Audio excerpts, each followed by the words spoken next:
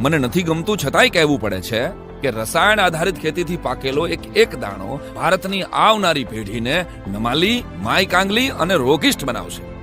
મને સાંભળનારા ગુજરાતના દરેક ખેડૂતને પૂછું છું, દિલ ઉપર હાથ રાખીને જવાબ દેજો કે તમારા દાદાએ જેવી સમૃદ્ધ અને ફળદ્રુપ જમીન તમને આપી હતી એવી જમીન તમે સાચવી શક્યા છો? તમારા દાદાએ તમને આપી હતી એવી જમીન તમે તમારા દીકરાને નહીં આપી શકો, આ વાતનો તમને વસવસો નહીં થાય?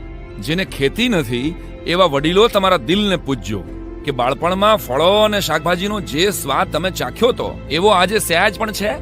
કોણ ચોરી ગયું શાકભાજીના સ્વાદને? કોણ ચોરી ગયું પાકના પોષક તત્વોને? કોણ ચોરી ગયું જમીનની ફળદ્રુપતાને? કારણ કે ભારતની 160 મિલિયન હેક્ટર જમીનમાંથી 16.7 મિલિયન હેક્ટર જમીનને રાસાયણિક દવાઓએ પતાવી દીધી છે. ક્યારેક પાક ઉત્પાદન વધારવાના નામે તો ક્યારેક કીટનાશકોના નામે આપણે ધરતીને ઝેરીલી કરી રહ્યા છીએ.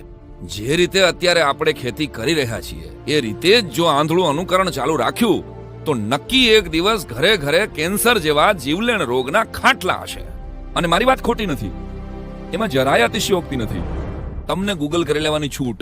એક સમયે સૌથી વધુ પાક ઉત્પાદન કરનાર પંજાબે જમીનમાં એટલી દવાઓ નાખી કે આજે ત્યાં કેન્સરના દર્દીઓથી ભરેલી આખી ટ્રેન ચલાવવી પડે છે.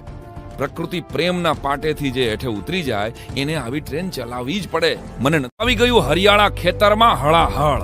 આ બધા જ સવાલનો જવાબ છે આપણે સૌ. ભૂલ આપણી છે અને સુધારવાની પણ આપણે જ છે. હવે સમય પાકી ગયો છે પ્રકૃતિ તરફ પાછા વળવાનો, પ્રાકૃતિક ખેતી તરફ કદમ ભરવાનો.